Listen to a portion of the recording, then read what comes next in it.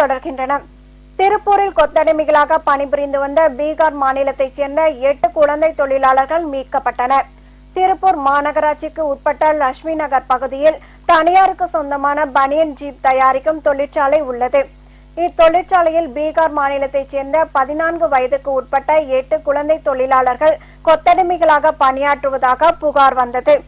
இதையடுத்து திருப்பூர் கோட்டாட்சியர் பழனிக்குமார் தலைமையில் வட்டாட்சியர் உள்ளிட்ட அதிகாரிகள் சிறப்பு தனிப்படை அமைத்து அங்குள்ள பனியன் தொழிற்சாலையில் ஆய்வு மேற்கொண்டனர். அப்போது பனியன் ஜீப் தயாரிக்கும் தொழிற்சாலையில் குழந்தை தொழிலாளர்கள் கொத்தடிமைகளாக பணியாற்றியது தெரியவந்தது. இதனை அடுத்து அனைவரும் மீட்கப்பட்டனர்.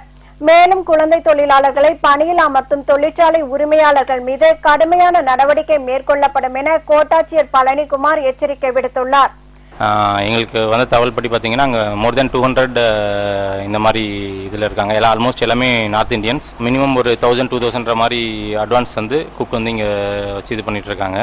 அவங்க கையில் எதுவும் காசுலாம் எதுவும் தரதில்லை. ஸோ எல்லாமே அவங்க பேரண்ட்ஸ்க்கு அவங்க அக்கௌண்ட்டில் இல்லை அவங்க கையில் ஸ்ட்ரெயிட்டாக 6 months ஒன்ஸ் அப்படி தர மாதிரி தான் இவங்க சொல்கிறாங்க. என்கொயரி பண்ணிட்டு இருக்கோம்.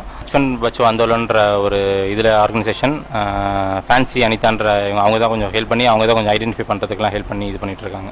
இதையடுத்து வருவாய் கோட்டாட்சியர் பழனிக்குமார் மற்றும் அதிகாரிகள் 8 சிறுவர்களையும் மீட்டு பாதுகாப்பு மையத்தில் ஒப்படைத்தனர்.